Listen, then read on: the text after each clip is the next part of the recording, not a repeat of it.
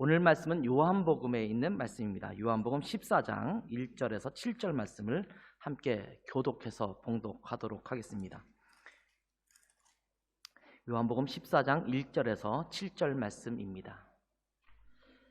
신약성경 172쪽입니다. 같이 있는데 제가 한 절 읽고 여러분이 한 절 읽고 교독해서 봉독합니다. 제가 먼저 읽습니다.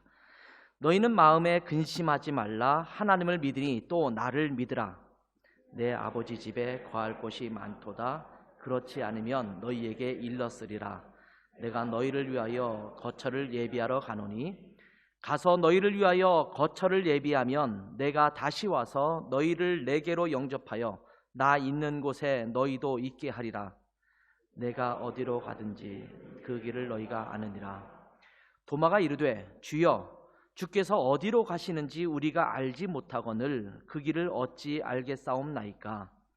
예수께서 이르시되 내가 곧 길이요 진리요 생명이니 나로 말미암지 않고는 아버지께로 올 자가 없느니라. 같이 읽습니다. 너희가 나를 알았더라면 내 아버지도 알았으리로다.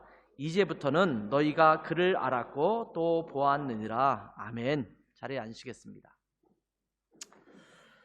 여러분, 찐이라는 말을 아십니까? 요즘 한국에서 아주 많이 사용되고 있는 용어 중에 하나가 찐이라는 단어입니다.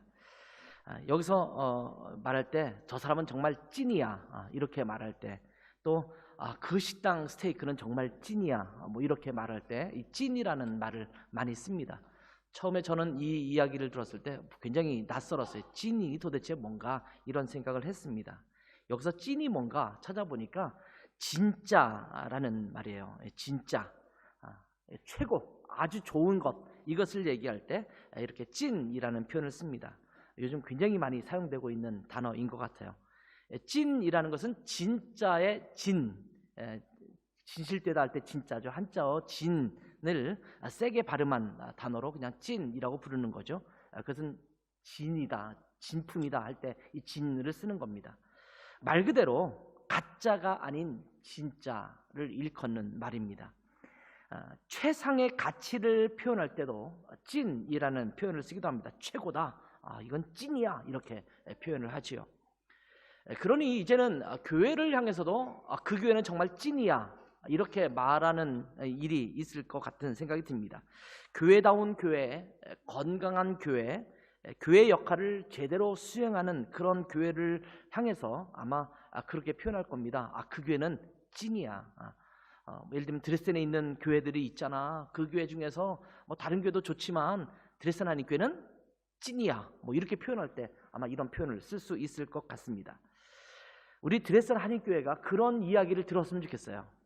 독일에 가야 되는데, 유학을 가야 되는데 어디 가서 교회도 좋은 교회가 있는 교회를 지역을 가서 유학하면 좋겠는데 어디 가면 좋겠습니까? 드레스덴 한인교회가 찐이거든. 그 드레스덴으로 유학 가면 좋겠어. 이렇게 말할 수 있는 그런 교회가 되기를 바랍니다. 자, 제가 어저께 어떤 목사님이 이렇게 내가 죽으면 내 죽음에 쓰이는 묘비에 어떻게 쓰일 것인가를 페이스북 같은 데서 이렇게 들어가서 하는 거 있잖아요.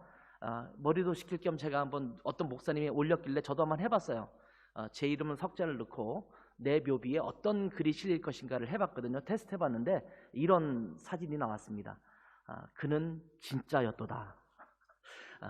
안창국이 여기 잠들다 하고 밑에 그는 진짜였도다. 근데 오늘 설교를 이 찐에 대한 얘기를 하려고 하고 있던 중인데 막 설교를 작성하고 이미 한참 지나고 있는데 이것을 보았는데 저를 향해서 너는 진짜였다 이렇게 표현하니까 굉장히 기분이 좋더라고요. 저는 제가 죽고 난 이후에 묘비명에 이런 평가가 있었으면 좋겠어요. 안창국 그는 찐이야. 정말 목사 중에 찐 목사였어. 살찐 목사 말고 진짜 목사, 괜찮은 목사, 이렇게 인정받을 수 있으면 좋겠다는 생각이 들어요. 직장에서 여러분이 직장 생활할 때 직장 사람 중에서, 직원 중에서 누가 제일 괜찮은 직원입니까? 라고 말할 때 거기 박한병이라는 사람이 있잖아. 그 사람은 찐이야. 이렇게 표현할 수 있는, 여기 드레스덴에 사업하는 사람 중에서 어떤 분이 좋습니까? 거기 신중국이라는 사람인데 찐이야. 이렇게 표현할 수 있는 그런 사람이 되었으면 좋겠어요. 여러분의 학교에서 누군가 교수가 당신 학생 중에서 정말 괜찮은 학생 한 명 추천해 주세요. 내가 보건대 여기에 박예니 자매가 찐이야. 뭐 이렇게 말할 수 있는, 또 이름 거론한다고 상처받지 마시고 여러분 모두가 그런 사람이 되었으면 좋겠습니다. 그런 측면에서 우리 그리스도인들을 표현할 때도 적용해 볼 수 있다라는 생각을 하게 됩니다. 사람들이 여러분을 향해서 이 친구는 찐 그리스도인이야, 살찐 그리스도인이 아니란 말이라는 걸 말씀드렸죠. 찐 그리스도인이야, 이렇게 말할 수 있을까요? 만약 나는 아마 이런 이야기를 듣기 힘들 것이라고 여겨진다면 그럼 나는 어떤 문제가 있을까요? 오늘 설교 제목은 당신은 진짜 크리스찬입니까? 라는 제목입니다.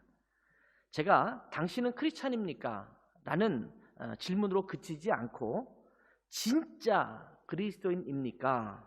이렇게 물었습니다. 당신은 그리스도인으로서 찐이십니까? 이렇게 묻는 질문입니다.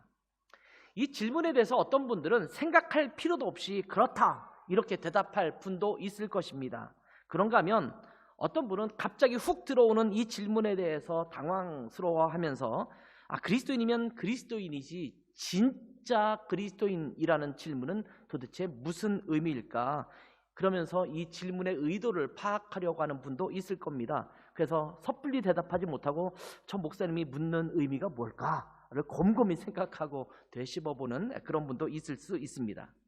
어떤 분은 이 질문에 난감해하면서 글쎄요, 저는 아직 잘 모르겠어요, 이렇게 답하시는 분도 있을지 모릅니다. 현대 교회의 문제 중에 하나는 교회를 다니는 많은 교인들 중에서 구원의 문제를 분명하게 다루지 않고 얼렁뚱땅 교회 생활을 하는 사람들이 많다라는 것입니다. 교회를 출석하기는 하는데 교회에 교적을 두기는 했는데 구원받았느냐라고 물으면 제대로 답을 하지 못하는 경우가 많다라는 것입니다. 교회에 출석한다고 해서 그리스도인이 되는 것이 아닙니다. 좀 더 분명하게 표현한다면 교회에 출석한다고 해서 거듭난 그리스도인이 되는 것은 아닙니다. 세례나 침례를 받았다고 해서 구원받은 그리스도인이 되는 것이 아닙니다. 교회에서 집사나 권사나 장로, 심지어 목사의 직분을 받았다고 해서 하나님의 자녀가 되었다라는 증빙이 될 수 없습니다. 말씀드렸다시피 오랫동안 교회에 출석했는데 심지어 침례나 세례를 받고 교회 성가대나 여러 봉사부서에서 봉사도 하고 집사나 권사가 되었는데도 어떻게 구원받는지에 대해서 제대로 알지 못하고 관심조차도 없는 사람들이 많다라는 말입니다. 그러니 그러한 분들이 교회에 중요한 직분을 맡아서 교회를 이끌어가니 교회가 교회답지 못하게 바뀌는 것은 당연한 일이라는 생각이 듭니다. 진짜 그리스도인들이 교회를 구성하고 진짜 그리스도인들이 그 교회의 중요한 사역을 맡아서 교회를 이끌어갈 때 교회가 교회다워질 수 있는데 찐 그리스도인이 아니라 정말 그 근거가 불분명한 교회만 다니는 사람들이 많다라는 거예요. 제가 드레스덴에서 사역을 하면서 이런 사람들을 심심치 않게 만날 수가 있었습니다. 어릴 적부터 교회를 다녔고 또 이제 유학으로 와서 드레스덴 한인교회에 출석하면서 함께 예배를 드리고 또 성가대에서 봉사도 하고 막상 복음을 이야기하고 또 그렇게 할 때에 그 이야기를 들으면 구원에 대해서 이야기하면 매우 생소한 것인 양 대답을 제대로 못하는 사람들이 많았다라는 겁니다. 물론 교회를 오랫동안 다녔기 때문에 모를 리가 없습니다. 복음에 대해서 이미 잘 알고 있는 사람들입니다. 예수님도 알고 예수님께서 우리 죄를 위해서 십자가에 달려 돌아가셨다는 것도 압니다. 예수님께서 죽은 지 사흘 만에 다시 부활하신 것도 잘 압니다. 성경의 이야기에 대해서도 이미 많이 들어서 잘 알고 있습니다. 그런데 이런 질문을 하면 매우 당황해하거나 또는 엉뚱한 답변을 하는 분들이 많습니다. 여러분은 어떻게 대답하실 겁니까? 이런 질문입니다. 당신은 어떻게 구원받았습니까? 형제 혹은 자매가 구원받은 그리스도인이라면 어떻게 예수님을 만나서 구원받게 되었습니까? 여러분은 어떻게 답변하시겠습니까? 갑작스러운 질문이어서 그런지 당황해하는 분들이 의외로 많았습니다. 그리고 제가 이렇게 질문할 때 의외로 이런 답변을 하는 분들이 참 많았습니다. 제가 청소년 때에 또는 대학부 때에 교회에서 수련회를 갔었는데 정말 은혜를 많이 받았어요. 그때 말씀을 들으면서 정말 펑펑 울었습니다. 그때 구원받은 것 같아요. 어떤 사람은 이렇게 대답을 하죠. 교회 가서 기도를 하는데 온몸이 뜨거워지는 느낌이 있었어요. 그래서 정말 오래간만에 뜨겁게 기도했어요. 그때 저는 구원받은 것 같습니다. 이런 종류의 답변입니다. 여러분 어떻습니까? 여러분은 어떻게 구원받았습니까? 이 부분에 명확하지 않으니까 이단 중에 구원파라고 있거든요. 이 구원파에 가면 영락없이 그런 분들은 대답을 잘 못하고 거기에 빠져들 수밖에 없어요. 왜? 이 질문에 대해서 우리는 제대로 된 답변을 못하거든요. 제대로 된 답변을 못한다라는 이유는 사실은 예수님과의 그런 직접적인 만남이 없었기 때문에 그렇습니다. 누군가 저에게 당신은 김윤경 자매라는 사람을 어떻게 만났습니까? 어떻게 결혼했습니까? 이렇게 물으면 글쎄요, 지금 부부기는 한데 어떻게 만났지? 아니, 어떻게 하다 보니까 지금 결혼해서 살고 있네요. 이렇게 말하면 그날부터 방을 따로 써야 될 겁니다. 그걸 모르는 부부가 있다면 심각한 거죠. 분명히 두 사람은 언젠가 어떤 계기를 통해서 만났고 그 두 사람이 누군가 사랑을 고백하고 또 프로포즈를 해서 두 사람이 결혼이라는 관계까지 간 것 아니겠습니까? 그런데 예수님을 만난 것에 대해서 물어보면 글쎄요, 모르겠어요. 하여튼 언젠가부터 내가 교회를 다니기 시작했고 언제부턴가 그리스도인이 됐어요. 어떻게 해요? 어떻게 예수님을 만났는데요? 그때 잘 모르겠어요. 하여튼 만났어요.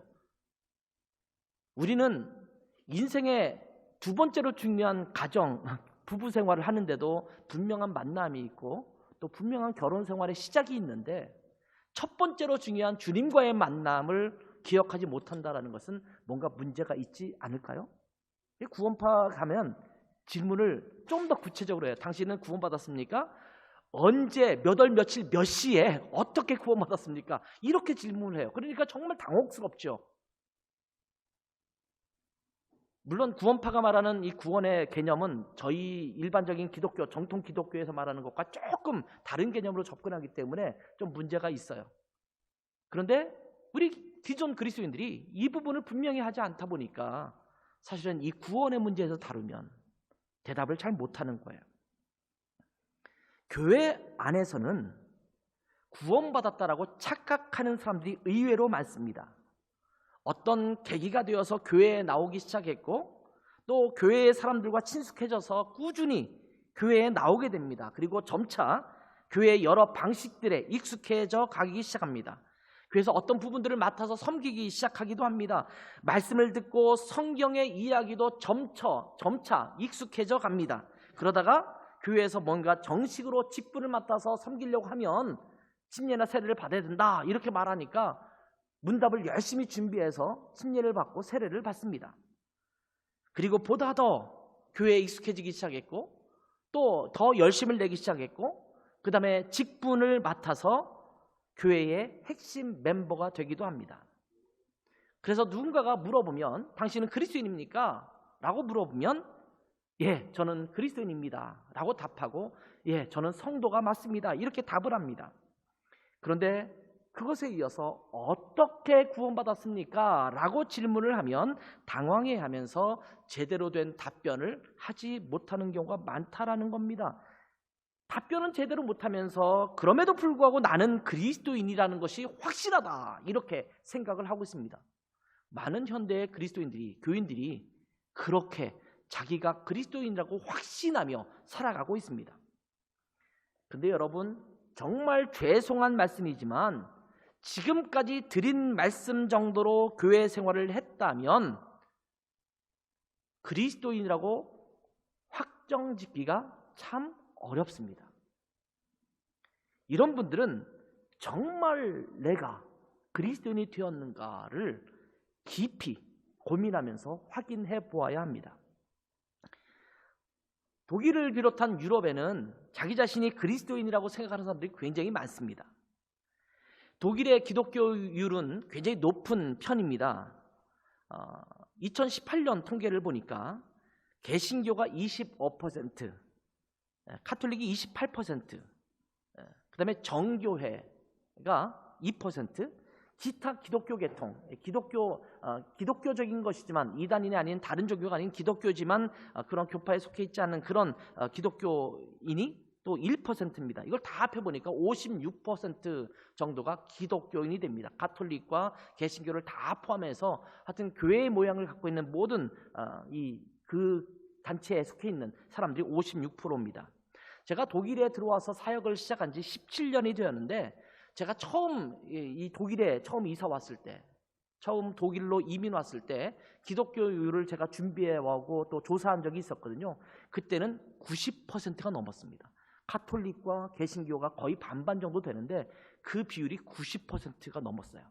그런데 지금 보는 것은 2018년이거든요. 한 14년, 15년 만에 거의 반으로 뚝 떨어졌습니다. 연세 드신 분이 아마 돌아가시기도 했겠죠. 또 많은 기독교인들이 탈퇴를 많이 했습니다. 나는 더 이상 기독교인이 아니라고 주민등록청에 가서 나는 이제 기독교라는 종교에서 빼주세요. 이렇게 하기도 했습니다. 왜냐하면 그래야지 종교세를 안 내거든요. 그래서 그렇게 탈퇴한 사람도 굉장히 많아요. 독일의 무종교인이 급속도로 늘고 있는데 38% 정도 되고 독일에 있는 이슬람교 교인이 5% 정도 됩니다. 아무튼 많이 줄어들기는 했지만 제가 볼 때는 이 줄어든 것은 헛수, 사실은 그냥 명칭으로만 기독교인을 잡히는 수가 자꾸 빠지는 그런 것이라고 보고 있는데, 그럼에도 불구하고 기독교, 개신교와 가톨릭을 합하면 53% 정도 됩니다. 나머지 정교회라든지 이걸 다 뺀다 하더라도 53% 정도가 돼요. 2명 중에 1명은 기독교인이라는 말씀입니다. 개신교만 따지면 개신교가 25%라고 했잖아요. 그러니 4명 중에 1명은 개신교회, 에반겔리쉐 키리셰 게마인데를 다니는 그런 사람들이어야 됩니다. 근데 여러분 지금 독일에 살면서 여러분은 어떻게 느끼십니까? 내가 만나는 독일 사람 4명 중에 1명이 기독교인이다, 개신교인이다 라고 믿어지십니까? 혹시 그렇게 느끼시고 살고 계세요? 모르겠어요. 저는 굉장히 많은 독일 사람들을 그래도 만나고 다니는데 의외로 기독교인 찾기가 어려워요. 교회를 다니는 사람 찾기가 어렵고, 내가 목사라고 얘기했을 때도 그것에 대해서 무슨 나도 예수님 믿는 사람이에요 이렇게 말하는 사람들이 의외로 드물다라는 생각을 하게 됩니다. 지금은 아마 2018년 통계니까 지금 2020년 2년이 지났는데 아마 조금 더 낮아졌을 거라는 생각이 들어요. 제가 요 전에 2017년 통계를 봤는데 2017년보다도 통계가 더 낮아졌거든요. 1% 정도 낮아졌어요. 그러니까 지금은 더 많이 낮아졌을 것이라는 생각을 하게 됩니다. 우리가 느끼기에 독일의 그리스도인들이 이렇게 많지 않다라고 느끼고 살고 있지 않습니까? 그런 그들에게 우리는 이런 질문을 할 수 있지 않을까요? 당신은 진짜 그리스도인이십니까? 독일에 살고 있는 독일 사람에게, 나는 그리스도인이라고 믿고 있는 그 사람들에게 당신은 찐입니까? 진짜 그리스도인입니까? 이렇게 물으면 그들도 아마 당황할 겁니다. 아마 독일 사람들은 자기 자신이 유아 세례를 받았고 주민등록하면서 자기가 기독교인이라고 표시를 하고 종교세를 납부하고 있기 때문에 기독교인이라고 아마 생각할 겁니다. 평상시에 교회 예배는 거의 참석하지 않고 성경도 거의 읽지 않으면서 기도도 거의 하지 않습니다. 그럼에도 불구하고 나는 기독교인이다 라고 생각하고 있는 것입니다. 예수님에 대해서 어떻게 생각하느냐라고 물으면 아마 많은 분들이 그분 정말 좋은 분이라고 말할 겁니다. 때로는 멋진 가르침을 주시는 좋은 스승이라고 말할 수도 있을 것입니다. 좀 더 근사한 대답을 하는 분들은 인류의 죄를 용서하시기 위해서 십자가에서 돌아가신 분이라고 말할 것입니다. 어떤 분은 다시 부활하신 분이라고 대답을 한다면 아마 정말 기가 막힌 훌륭한 대답을 하고 있는 그런 분일 것입니다. 아마 뒤에 두 가지 답변, 예수님께서는 인류의 죄를 위해서 십자가에 돌아가시고 다시 부활하셨다라는 답변을 하면, 야, 당신은 찐이시군요. 아마 이렇게 여러분은 생각할지 모르겠어요. 그런데 여기서 끝나서는 진짜 그리스도인이 될 수 없습니다. 그 예수 그리스도, 십자가에 달려 돌아가시고 부활하신 그 예수 그리스도가 나와 어떤 관계에 있는지 분명하게 대답할 수 있어야 합니다. 여러분, 기독교는 종교가 아닙니다. 여기서 종교라 하면 무엇이냐면 어떤 한 종교의 의식을 따르고 그 종교에서 가르치는 규율을 따라 살아가는 것을 말합니다. 불교인들은 가끔씩 절을 찾아가서 불상에게 절하고 염주를 돌리면서 기도를 하고 그리고 예불을 하는 행위, 하는 것, 이것이 내가 불교인이라고 생각하는 그런 생각을 갖게 될 것입니다. 이슬람 교도들이 하루에 5번씩 정해진 기도를 드리고 코란을 외우는, 암송하는 그런 것을 통해서 종교 생활을 하게 됩니다. 여러분, 불교를 믿는다는 사람을 한번 생각해 보세요. 내가 불교를 믿는다. 그 사람이 어떤 사람입니까? 가끔씩 절에도 가고 예불에 참여하면서 불교의 가르침에 따라 살려고 하는 사람.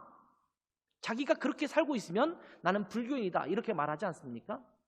이슬람 교도가 되는 것도 마찬가지입니다. 그냥 그들의 예배처소에 가서 예배하고 5번씩 기도하고 꾸란을 암송하기 시작하면 아마 예외 없이 이슬람에서는 당신은 우리 이슬람 교도입니다, 아마 이렇게 말할 것입니다.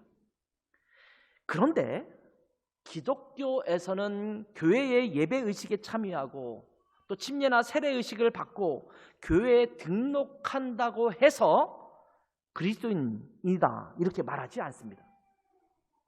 이 정도까지 하는 사람은 종교인으로서 기독교 종교를 갖고 있는 사람으로 분류할 수 있을지 모릅니다. 독일에 있는 많은 기독교라고 자기 종교를 쓴 사람들과 비슷하게 말씀하는 겁니다. 그렇지만 이런 사람들은 찐이 아닙니다. 진짜 그리스도인은 아니라는 말씀입니다. 그래서 기독교 종교인으로 살아가면서 그리스도인인 것처럼 착각하는 유럽의 기독교인들에게 전도를 하기 위해서는 또 다른 전략이 필요합니다. 아마 교회 안에서도 마찬가지예요. 교회를 다니고 열심히 봉사하면서 자기는 그리스도인이라고 생각하는, 그렇게 생각하면서 살아가고 있는 그런 교인들에게도 하는 방법일 수도 있을 것입니다. 이들에게 전도하려면 가장 먼저 해야 되는 것이 뭐냐면 non-Christianization을 하는 거예요. 이 non-Christianization, 이건 뭐냐면 비기독교화를 시키는 겁니다. 나는 기독교인이라고 굳게 믿고 있는 자에게 아니야, 너는 기독교인이 아니야, 너는 그리스도인이 아니야, 그렇게 해서 기독교인이 되는 게 아니야. 너가 유아세례를 받고 종교세를 납부하고 주민등록청에 가서 내가 기독교인이라고 표시하는 것만으로 그리스도인이 되는 게 아니야. 네가 심지어 교회에 출석하고 교회에서 봉사한다고 해서 기독교인이 되는 것이 아니야. 너는 그리스도인이 아니야. 이것을 이야기해 줘야 돼요. 왜냐하면 이것을 인정하지 못하면 그 사람은 복음을 받아들일 필요를 느끼지 못하잖아요. 이렇게 내가 그리스도인이 아니라는 명백한 사실을 다시 보여주고 그 다음에 크리스찬이제이션, 기독교인화를 시키는 것입니다. 이것이 유럽에게 굉장히 중요한 전략 중에 하나입니다. 왜냐하면 유럽에 있는 많은 사람들은 이미 자기 자신이 기독교인이라고 착각하고 있거든요. 복음을 맞닥뜨리지 않았고 예수 그리스도의 십자가가 나와 어떤 관계가 있는지 직접적인 관계를 잘 모르면서 나는 그리스도인이라고 착각하고 있는 거예요. 그래서 복음을 전해도 나는 다 알고 있어, 나는 이미 그리스도인이니까 라고 하고 있기 때문에 복음을 전하기가 참 어렵다라는 말씀입니다. 제대로 복음을 전해서 예수 그리스도가 자신에게 어떤 분이신지, 내가 지은 죄들이 용서되었고 어떻게 하나님의 자녀가 되어 진정한 그리스도인이 될 수 있는지를 그들에게 분명히 소개시켜 주어야 합니다. 의외로 교회를 다니는 많은 사람들이 복음에 대해서 제대로 접한 기회가 별로 없었다라는 것에 놀랄 때가 많습니다. 여러분, 지금까지 교회를 다니시면서 구체적인 복음에 대해서 자주 접하셨습니까? 복음 이후의 삶에 대해서는 많이 접해요. 그리스도인은 어떻게 살아야 되는가? 그리스도인은 어떻게 헌신해야 되는가? 그리스도인의 모습으로 어떻게 행동해야 되는가, 이런 부분에 대해서는 굉장히 많이 듣고 우리는 살아갑니다. 그런데 복음에 대한 구체적인 얘기를 잘 듣지 못합니다. 교회를 다니면 여기저기서 많이 들어서 알고 있기는 한데 구체적으로 내가 그 복음에 어떻게 연결되어 있는가에 대한 개인적인 고민을 해본 일이 별로 없습니다. 많은 그리스도인들이 그래요. 그리스도의 십자가를 맞닥뜨리고 그 십자가 앞에서 고민해 보셨습니까? 왜 이 십자가가 나에게 필요했는지, 왜 주님께서 나 때문에 십자가에 돌아가셨는지, 이것에 대해서 깊이 고민하고 생각해 보면서 그 십자가를 한번 대해본 적이 있으시냐라는 말씀입니다. 예수 그리스도와 개인적인 대면을 통해서 복음을 자기 자신의 복음으로 받아들인 경험을 갖고 있지 못한 그런 경우가 참 많습니다. 그냥 내가 잘 알고 있으니까, 십자가에 대해서도 알고 있고 부활에 대해서도 알고 있고 예수님에 대해서도 잘 알고 있으니까 내가 그리스도인이 되었다라고 생각하며 살아가고 있는 사람이 많습니다. 여러분, 그것은 착각입니다. 여러분이 그렇게 살아가면서 내가 그리스도인이다라고 지금 생각하고 있다면 그 생각을 깨트려야 돼요. 착각입니다. 제가 예를 들어 볼게요. 독일에 오랫동안 살았고 독일어도 능숙하고 독일 문화에 잘 적응되어 있고 그 성향조차도 독일 사람들과 비슷해서 나는 독일 사람이다 이렇게 생각하는 사람이 있으십니까? 한번 질문할게요. 요셉 형제는 지금 독일 시민권자예요? 요셉 형제는 독일 시민권자예요. 독일 사람이에요. 한국 사람으로 착각하면 안 돼요. 독일 사람이에요. 근데 만약 요셉 형제처럼 독일 문화에 정말 익숙한 형제들이 있잖아요. 근데 아직 한국 시민권을 갖고 있는데 나는 독일 사람이야 이렇게 착각하면 안 되는 거죠. 독일 사람이 되려면 독일 정부에 독일인으로 귀화하겠다라는 신청서를 제출하고 독일 시민권을 신청하고 허락을 받아서 독일 시민권을 받으면 비로소 그때 독일 사람이 되는 거예요. 근데 그렇게 하지 않고 나는 그냥 내가 보니까 나는 독일 사람이야 라고 그냥 스스로 느끼는 것만으로 독일 사람이 되는 것은 아닙니다. 반대로 아마 요셉이도 그렇고 제 첫째 아들 하람이도 마찬가지죠. 요셉이도 한국 사람이 아니에요. 생긴 것은 한국 사람처럼 생겼지만 한국 사람이 아니에요. 하람이도 제 아들이지만 저는 한국 사람이에요. 근데 제 아들은 한국 사람이 아니에요. 독일 시민권을 취득했어요. 그러니까 지금 독일 사람이에요. 법적으로 독일 사람이에요. 요셉이도 그렇고 하람이도 그렇고 한국 문화에 익숙하죠. 한국말 아주 잘하죠. 한국 사람과 어울려 있을 때 뭐 독일 사람인지 아닌지 이런 거를 구별할 수 없을 정도로 한국말을 잘하고 있지 않습니까? 생김새도 영락없는 한국 사람입니다. 당연히 부모가 다 한국 사람들이니까 한국 사람처럼 보이는 게 당연하겠죠. 독일 문화에도 익숙하고 독일어에도 능통합니다. 그런데 김치를 좋아하죠. 한국말도 잘하죠. 한국 음식을 아주 좋아합니다. 그러니까 여러분이 함께 지내면서 이 친구는 독일 사람이라고 느낀 적은 한 번도 없었을 겁니다. 그런데 한국 사람이 아니에요. 원래 한국과 독일은 비자 협정이 어떻게 되어 있냐면 3개월 동안은 비자 없이 무비자로 서로 나라를 방문할 수 있도록 협정이 되어 있죠. 근데 지금 코로나19 때문에 그 협정이 중단된 상태 아닙니까? 저와 제 아내가 또 예종이가 이제 군대를 가기 때문에 이제 한국을 가게 돼요. 여름에. 근데 하람이가 나도 한국을 가면 어떻겠느냐라고 알아봤는데 입국 금지. 그냥 못 가요. 비행기표 끊는다고 할 수가 없어요. 그래서 영사관에 알아보니까 지금은 비자를 얻어야 된대요. 반드시 비자가 필요하고 군대 갔다 온 증명서도 제출하라고 하더라고요. 그거 없으면 3개월 비자도 안 준대요. 얘는 군대 갔다 왔으니까 다행이죠. 3개월 비자를 받아야 지금 한국을 방문할 수 있다고 하더라고요. 영락없는 한국 사람처럼 보이지만 보니까 한국 사람이 아니더라고요. 이때 느꼈어요. 지금 내 아들은 독일 사람이구나. 여러분, 내가 한국인이라고 착각한다고 한국인이 되는 게 아니에요. 일단 법적으로는 혈통이나 그런 걸로 볼 때는 한국 사람이겠지만 법적으로는 독일 사람인 거거든요. 여러분, 우리가 그리스도인이 된다는 것도 마찬가지입니다. 내가 독일인처럼 살고 있다고 해서 독일인 되는 것이 아니고 한국인처럼 살고 있다고 해서 한국인이 아닌 것처럼 내가 교회에 다니고 있고 교회의 여러 문화와 그 시스템에 익숙하고 성경의 이야기를 잘 알고 있다고 해서 그리스도인이 되는 것이 아닙니다. 많은 사람들이 그렇게 착각해요.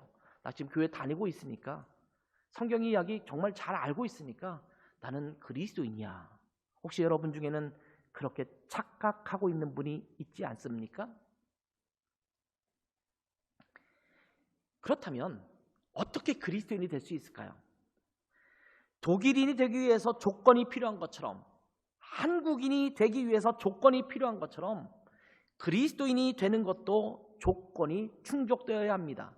어느 날 갑자기 교회 나와서 등록하고 교회 예배 참석하기 시작하면 그리스도인이 되는 것이 아니라는 말씀입니다. 우리가 그리스도인이 되려면 필요한 것이 뭐냐면 구원받는 것입니다. 구원받아야 그리스도인이 됩니다. 그런데 이 구원이 매우 간단해 보이지만 그리 간단하지 않은 것이 문제입니다. 우리가 믿지 않는 사람들에게 복음을 전도하기 위해서는 복음을 설명해야 되지 않습니까? 이 복음의 내용을 간단하게 설명하는 전도 소책자들이 있어요. 아주 자그마한 소책자들이 있는데 그런 것들 중에 하나가 사형리라는 소책자 또는 하나님과 화목하는 길이라는 소책자가 굉장히 대표적인 소책자입니다. 이 소책자들에서는 복음에 대해서 아주 간단하게 설명하고 있습니다. 이 두 가지 소책자에서는 동일하게 네 가지의 진리로 복음을 설명하고 있습니다. 그 첫 번째는 하나님은 인간에 대한 아름답고 좋은 계획을 갖고 있다는 겁니다. 하나님은 우리를 사랑하셔서 인간에 대한 최선의 계획을 갖고 있다는 것이 첫 번째 진리예요. 두 번째 진리는 뭐냐면 하나님은 인간에 대해서 그렇게 최선의 계획을 갖고 있는데 인간은 하나님의 그 계획을 거부하고 자기 멋대로 살기 위해서 하나님을 떠났다라는 것입니다. 결국 이것 때문에 인간이 죄를 저지른 게 된 거죠. 인간이 저지르는 죄의 근원이 뭐냐? 하나님을 떠나는 겁니다. 하나님의 계획을 거부하는 겁니다. 이것이 두 번째예요. 세 번째는 뭐냐면 이러한 인간을 다시 구원하시기 위해서 하나님은 예수 그리스도를 이 땅에 보내주셔서 인간의 지은 죄를 용서하기 위해서 십자가에 달려 돌아가시고 사흘 만에 다시 부활하셨다라는 것입니다. 그래서 이 예수를 믿으면 구원에 이른다라는 것입니다. 이것이 세 번째 진리예요. 네 번째는 뭐냐면 이 예수 그리스도를 구세주와 주님으로 내가 받아들인다면 우리는 영생을 얻는 구원에 이르게 된다라는 것이 이 네 번째 진리입니다. 이 네 가지 진리를 설명하고 있어요. 사실은 복음 전도에는 굉장히 다양한 소스가 있어요. 도구들이 있어요. 근데 이 도구들 중에서 이 네 가지 진리는 언제나 들어가는 진리 중에 하나입니다. 그걸 잘 요약해 놓은 것이 사형리와 이 하나님과 화목하는 길 이 책자들이에요. 우리 교회에서 1대1을 하게 되면 그 브리켄이라는 그 그림을 그려가면서 복음을 설명하게 되는데 그것도 역시 이 내용과 같은 내용을 그림으로 설명하는 것입니다. 그리고 이렇게 설명한 다음에 마지막에 이런 질문으로 끝납니다. 이렇게 우리에게 예수 그리스도를 통해서 구원의 길을 열어주신 하나님의 사랑을 받아들여서 예수님을 구세주와 주님으로 받아들이시겠습니까? 이 질문으로 이 전도가 마무리되는 것입니다. 이 질문에 예 라고 답을 하면 예수님을 구세주와 주님으로 모셔드리는 기도를 함께 하게 하고 그리고 이 전도가 끝나게 되는 겁니다. 그래서 이 기도를 흔히들 영접기도라는 말을 사용하게 됩니다. 아마 교회를 좀 다녀보신 분들은 지금까지 이야기한 이 네 가지의 복음 진리를 잘 알고 있을 것입니다. 이러한 진리를 받아들이고 예수님을 구세주와 주님으로 모셔드리면 구원받을 수 있다. 얼마나 간단합니까? 이걸 잘 몰라서 공부하기 어려워서 잘 이해하지 못해서 예수님을 믿지 못하는 경우는 아마 없을 것입니다. 아주 복음의 진리는 간단합니다. 명료합니다. 저는 청년 시절에 굉장히 전도를 많이 하러 다녔습니다. 집집마다 찾아다니면서 전도를 하는 것을 축호 전도라고 하는데 집집마다 찾아다니면서 복음을 전했습니다. 막 아파트가 많이 이제 지어지는 그 상황이었는데 아파트가 요즘 같지 않았어요. 그래서 문을 열면 발 하나를 딱 문에 걸치고 문을 닫지 못하도록 걸치고 그다음에 저는 이렇게 해서 어디서 왔습니다 그러면서 복음을 전하기 시작했습니다. 대학 캠퍼스마다 찾아다니면서 전도하는 캠퍼스 전도도 했어요. 한국에 있는 대학들도 다니고 제가 있던 교회 뒤에는 이 동국대학교라는 학교가 있었는데 이 동국대학교 이 장충동 쪽에 있는 그 불교 학교에 가서 복음을 전하고 제 걔가 있던 교회 주변에 한양대학교라든지 아니면 그런 학교에 많이 찾아갔어요. 전도하러 다녔어요. 캠퍼스 전도를 하러 다녔습니다. 병원에 찾아가서 하는 병원 전도도 하고 양로원도 찾아가서 전도하고 이렇게 전도를 하게 되는데 그 당시에 이 책자를 가지고 전도를 많이 했거든요. 그리고 잘 설명을 하고 제가 마지막 질문하죠. 이 예수님을 당신의 구세주와 주님으로 영접하겠습니까? 의외로 꽤 많은 사람들이 예수님을 영접했어요. 같이 영접기도 캠퍼스에서 앉아서 하고 가까운 교회가 어디 있는지 확인해주고 그 교회에 가서 출석해서 신앙생활 하라고 그렇게 했던 그런 기억이 납니다. 그런데 어느 순간부터 전도하는 방식이 좀 달라진 것 같아요. 전도보다는 교회로 인도하는 것으로 끝나는 일이 점차 많아졌습니다. 전도는 뭐냐면 예수님에 대한 복음에 대해서 잘 설명하는 것입니다. 구체적으로 복음의 진리를 설명하고 예수님을 구세주와 주님으로 믿도록 도와주는 역할을 하는 것이 전도입니다. 그런데 인도는 그냥 교회로 사람을 데리고 오는 것입니다. 교회로 데리고 오면 예배에 참석하게 하고 이렇게 하게 되는데 이렇게 하다 보면 무슨 문제가 있냐면 그 교회에서 복음에 대해서 잘 가르쳐주는 이 새신자라든지 아니면 복음반이라든지 이런 것들이 준비되어 있지 않은 교회들에서는 그냥 예배를 참석하는 거예요. 그래서 아까 말한 것처럼 계속 교회에 익숙해졌는데 그러다 보니까 나는 한 번도 복음에 대해서 맞닥뜨리지도 않고 예수님을 개인적으로 만나지도 않고 예수님을 나의 구세주와 주님으로 받아들인 경험도 없으면서 나는 그리스도인이다 라고 착각하면서 그 교회를 계속 다니고 있는 겁니다. 그래서 교회를 오래 다녔음에도 불구하고 복음을 들을 기회를 놓쳐버립니다. 한 번도 복음을 구체적으로 듣고 정리해서 예수님을 자기 자신의 구세주와 주님으로 모셔드리는 그런 기도까지 나아가 본 적이 없는 사람들이 너무나 많습니다. 그러니 교회는 오랫동안 다녔지만 자기 자신이 그리스도인이라고 생각하기는 하지만 예수님을 인격적으로 대면해 보지 못하고 교회 생활에만 익숙해져 있는 사람들이 많다라는 말씀이에요. 마치 예수님이 하나의 슈퍼스타인 것처럼 먼 발치에 있어서 예수님을 따르고 환호하고 예수님을 위해서 뭔가 열심히 봉사하지만 예수님을 개인적으로 만나지도 예수님과 개인적으로 대화도 교제도 하지 못한 채 종교인으로 살아가는 것입니다. 예수님을 믿는 것은 쉽고 간단하지만 그저 지식으로 복음의 내용을 아는 것으로는 그쳐서는 안 되고 예수님을 인격적으로 만나야 합니다. 인격적으로 만난다는 것은 무슨 말이냐면 예수님의 십자가의 죽으심과 부활하심이 나 개인에게, 아까 제가 독일 사람의 복음에 대해서 아는 것을 얘기하면서 인류를 위해서 그리스도께서 죽으셨다, 제가 이렇게 표현했거든요. 나 개인에게 집중하지 않고 모든 사람을 구원하시는 그분으로만 말하는 게 아니라 그 구원이 곧 나에게 향한 개인적인 복음인 것을 고백하는 것입니다. 그 하나님의 사랑을 깨닫고 자기 자신의 의지와 감정과 지식을 모두 동원해서 예수님 앞에 자기 자신의 죄인됨을 고백하고 예수님의 구세주와 주님 되심을 고백하는 것입니다. 이것은 두루뭉술하게 넘어가는 것이 아닙니다. 예수님과 나 개인적인, 개별적으로 영적인 만남을 갖는 것을 의미합니다. 어떤 사람은 복음적인 설교를 통해서 이 경험을 할 수 있습니다.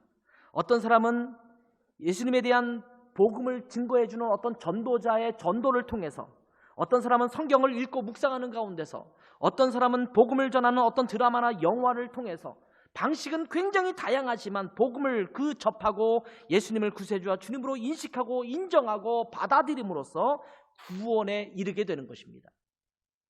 아주 간단하지만 내 자신에게 있는 죄악들에 대한 진솔한 고백이 있어야 합니다. 회개가 있어야 합니다. 그리고 예수님이 내 죄를 위해서 달려 돌아가셨던 그 십자가의 죽음과 부활을 통해서 내가 구원받게 되었음을 진실되게 고백하면서 예수님을 내 구원자로 모시고 내 인생의 주인으로 모셔드리는 고백과 결단을 할 때 구원에 이르는 것입니다.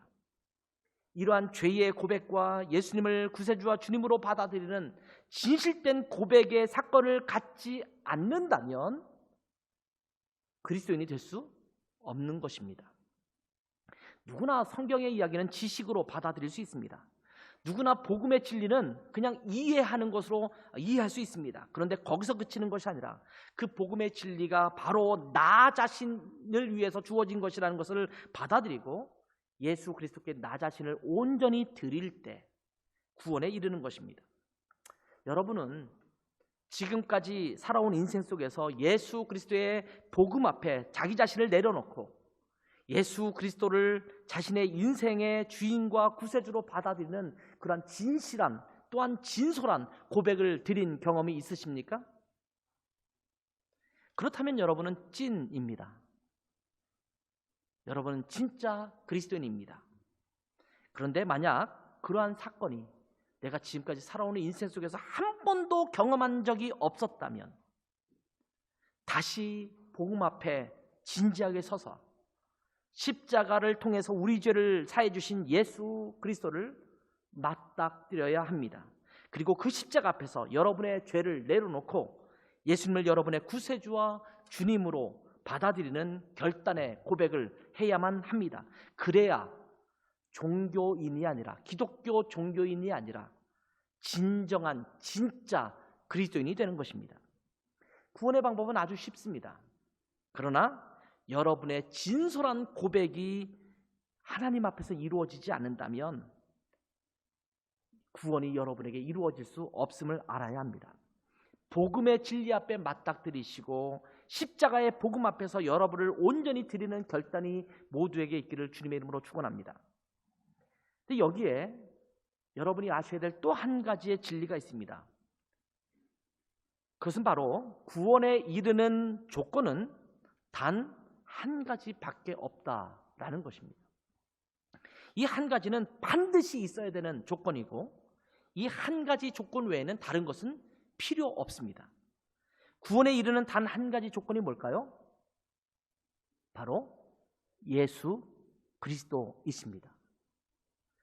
오늘 본문을 보면 예수님께서 십자가의 죽음을 앞에 두시고 제자들과 함께 나누는 대화들이 기록되어 있습니다. 예수님께서 십자가에 달려 죽게 될 것을 염두에 두시고 이제 자기 자신은 죽어서 먼저 하나님 나라에 가게 될 것인데 하나님 나라에 가서 미리 제자들이 거할 곳을 예비하겠다 이렇게 말씀하십니다. 이 말씀은 예수님께서 우리의 죄를 위해서 대신 십자가에 죽으시는 것을 통해서 구원을 완전하게 이루시겠다라는 표현입니다. 그러면서 하나님 나라에 있는 그 거할 곳을 인도하시겠다. 그 거할 곳으로 인도하시겠다. 너희가 그 길을 알 것이다. 이렇게 말씀을 하십니다. 4절에 이렇게 말씀하시죠. 내가 어디로 가든지 그 길을 너희가 아느니라. 예수님은요 3년 동안 제자들에게 말씀을 가르치셨습니다. 3년 동안 내가 바로 메시아이고 나를 통해서 하나님 나라에 이를 것이고 나를 통해서 구원, 영원한 생명을 얻는 구원이 이루어질 것이다 라고 끊임없이 가르쳐 왔었습니다.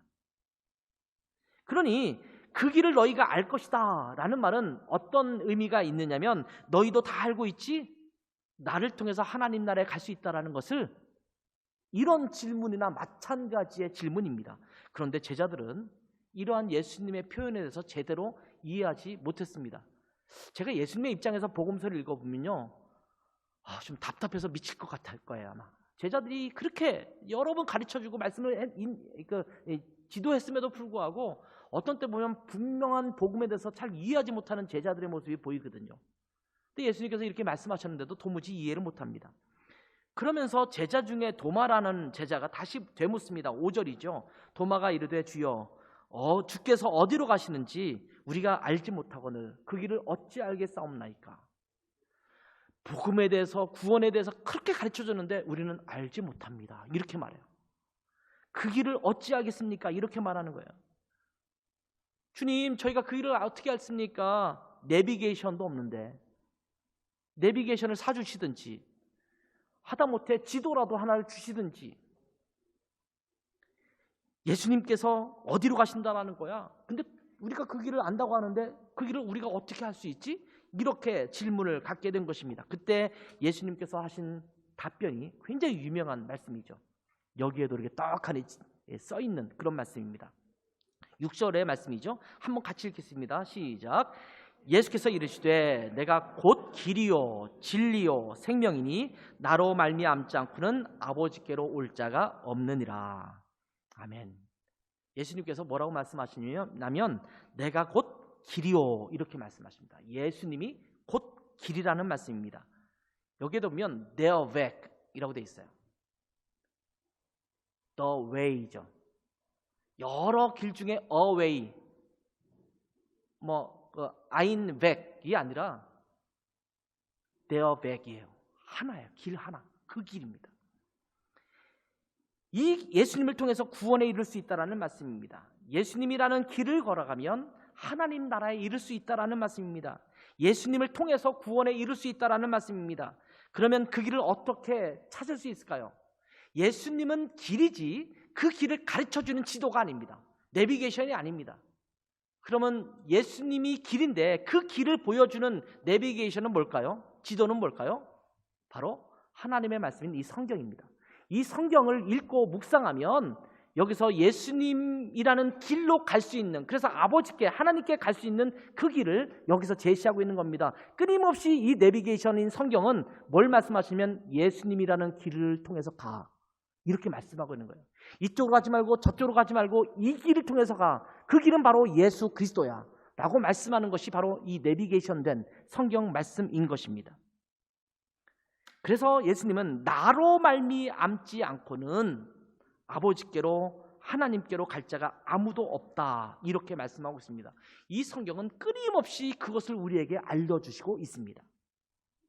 사도행전 4장 12절 또한 이 중요한 진리를 우리에게 알려주고 있습니다. 이것도 같이 한번 읽어보겠습니다. 시작. 다른 이로서는 구원을 받을 수 없나니 천하 사람 중에 구원을 받을 만한 다른 이름을 우리에게 주신 일이 없음이니라. 아멘. 예수님 말고는 다른 이름을, 구원을 얻을 만한 다른 이름을 주신 일이 없다 이렇게 말씀하고 있습니다.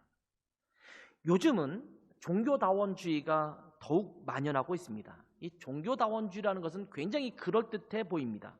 한 종교의 절대적인 진리를 인정하기보다는 여러 종교들이 서로 배려하고 서로를 존중하면서 결국은 구원에 이르는 굉장히 다양한 길이 있다는 것을 인정하는 태도를 갖고 있는 것이 바로 종교다원주의입니다. 부산에서 서울로 가는 길 또는 이 드레스덴에서 베를린으로 가는 길이 굉장히 다양하죠. 굉장히 다양한 길을 통해서 결국은 서울로 가고 결국은 베를린으로 갈 수 있는 것처럼 구원에 이르는 길도, 하나님 절대자에게 이르는 그 길도 다양한 종교를 통해서 갈 수 있다라고 주장하는 것입니다. 부산에서 서울로, 드레스덴에서 베를린으로 가는 길도 가장 빠른 길이 있죠. 가장 빠른 길이 있고 또 매우 복잡하고 느린 길도 있을 수 있을 거예요. 그러나 결국은 서울로 가고 베를린으로 간다라는 주장이 종교다원주의거든요. 그러니까 서로 다른 종교를 인정해 주자라는 겁니다. 기독교에만 구원이 있다고? 예수님 믿어야지만 구원받는다고? 아니야. 불교를 통해서도 다른 길을 통해서, 이슬람을 통해서도 다른 길을 통해서, 다른 어떤 종교도 결국은 절대자에게 가는 그 구원의 길이니까 서로 배려하고 인정해 주고 존중해 주자라는 것이 종교다원주의입니다. 그런데 성경은 우리에게 내비게이션으로서, 지도로서 분명한 그 구원의 길, 하나님께 이르는 길을 제시하고 있는데 이 성경에서는 오직 예수 그리스도 외에는 하나님께 갈 자가 아무도 없다라고 끊임없이 우리에게 말씀해 주시고 있습니다. 구원을 얻을 만한 다른 이름을 우리에게 주신 일이 없다라고 성경은 말씀하고 있는 겁니다. 이걸 독선적이라고 말할 수도 있어요. 그런데 진리는 독선적일 수밖에 없어요. 진리인데 어떻게 하겠습니까? 지구는 동그랗다. 무슨 소리야? 네모날 수도 있고 또 팔각형일 수도 있고 아니면 무슨 삼각형일 수도 있고 다양한 걸 다 인정해 줘야지. 어떻게 그렇게 독선적이야? 지구를 둥그럽다고만 할 수 있어? 이렇게 말하면 여러분은 웃겠죠. 무슨 그거는 독선적이 아니지. 지구는 그냥 둥근 거니까. 사실이니까, 팩트니까. 여러분, 팩트는, 진리는 독선적이에요. 그거를 너 배타적이다 이렇게 말하는 거는 문제가 있는 거예요. 하나님은 이 성경을 통해서 우리에게 진리를 말씀해 주고 있거든요. 그 진리를 가지고 우리가 이거는 예수님을 믿는 것 밖에는 하나님께 갈 수밖에 없다라는 그 이야기를 한다고 해서 독선적이다라고 말하는 것이 문제가 있는 거예요. 물론 그걸 네가 어떻게 하냐라고 말할 수 있어요. 죽어봐야 알겠죠. 그래서 저는 이렇게 늘 말합니다.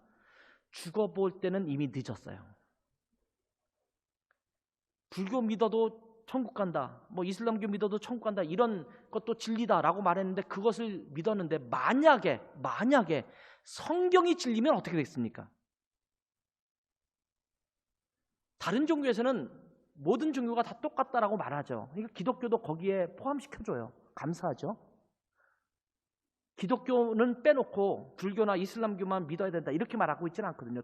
기독교를 제외한 다른 종교 다 믿으면 천국 간다, 기독교는 아니다 이렇게 말하지는 않거든요. 그러면 여러분, 가장 확실한 게 뭐겠어요? 성경은 예수님 믿어야지만 구원받는다고 말하죠.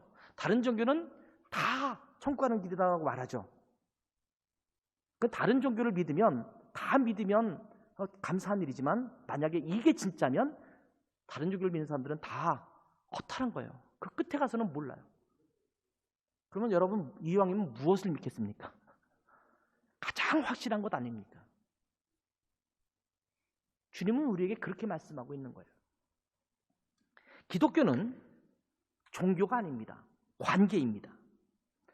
아까도 말씀드렸지만 종교는 종교적 의식을 행함으로써 한 종교에 속하게 됩니다. 그러나 기독교는 하나님과의 관계를 통해서 구원과 믿음을 이루어갑니다. 그런데 이 하나님과의 관계는 예수 그리스도를 통해서만 연결될 수 있다라는 겁니다. 죄로 인해서 인간은 하나님과 관계가 깨어졌습니다. 이 깨어진 관계를 연결하신 분이 바로 예수 그리스도이십니다. 하나님이 그 길을 제시한 거예요. 에베소서 2장 11절부터 19절 말씀을 보도록 하겠습니다. 조금 길지만 제가 함께 교독해서 읽도록 하겠습니다. 제가 먼저 읽을게요. 그러므로 생각하라. 너희는 그때에 육체로는 이방인이요.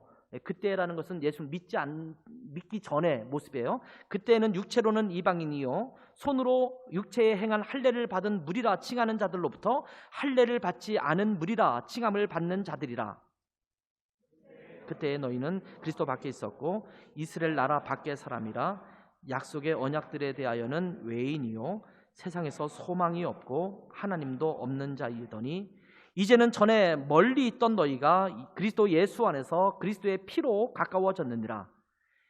그는 우리의 화평이신지라. 둘로 하나를 만드사 원수된 것 곧 중간에 막힌 담을 자기 육체로 허시고 법조문으로 된 계명의 율법을 폐하셨으니 이는 이 둘로 자기 안에서 한 새 사람을 지어 화평하게 하시고 또 십자가로 이 둘을 한 몸으로 하나님과 화목하게 하려 하심이라.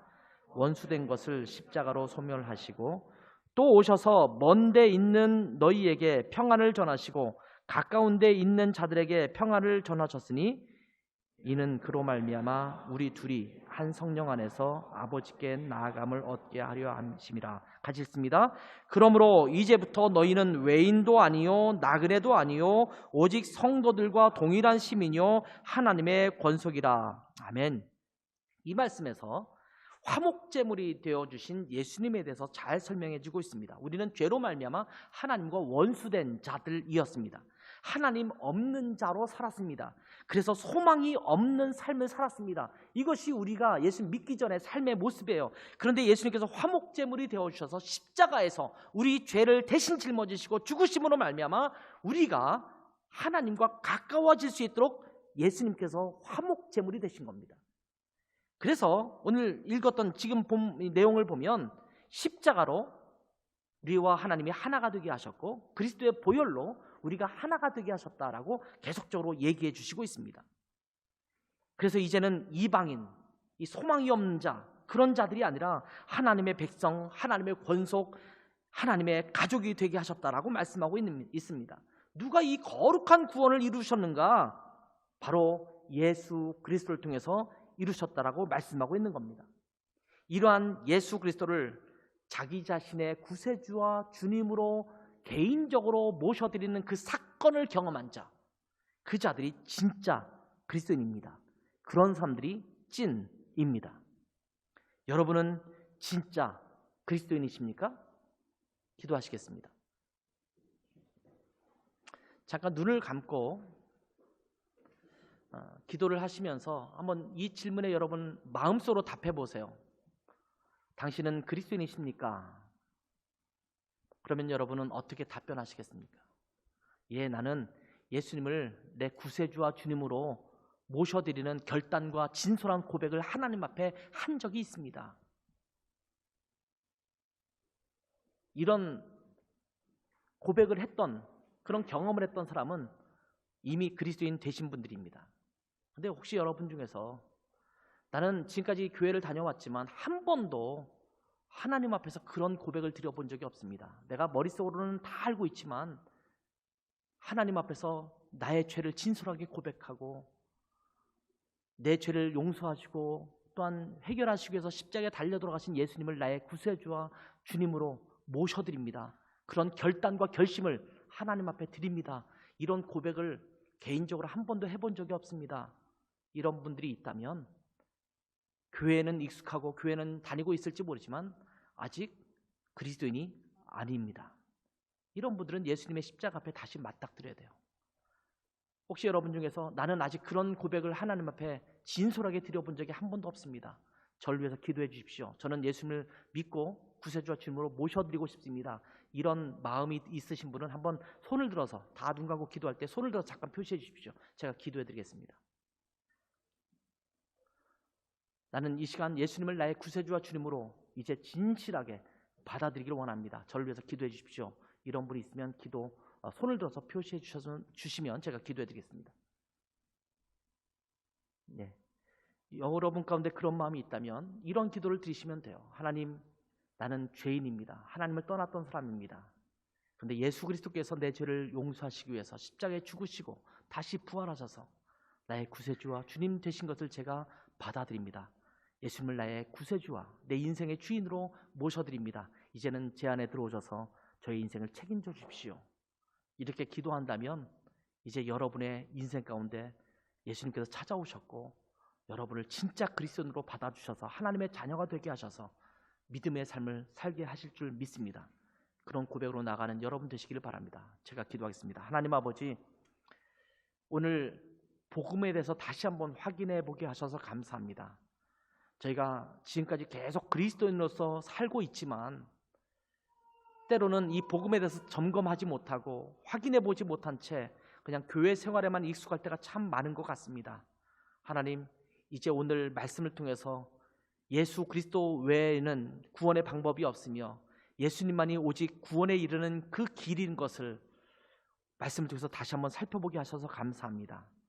우리의 그리스도인됨의 근거가 예수 그리스도께 있음을 저희가 분명하게 기억하게 하시고 그 근원을 분명히 안 채 그리스도인으로서의 성숙한 삶을 살아가는 우리 모두가 될 수 있도록 축복하여 주시옵소서. 감사하며 예수님의 이름으로 기도했습니다. 아멘.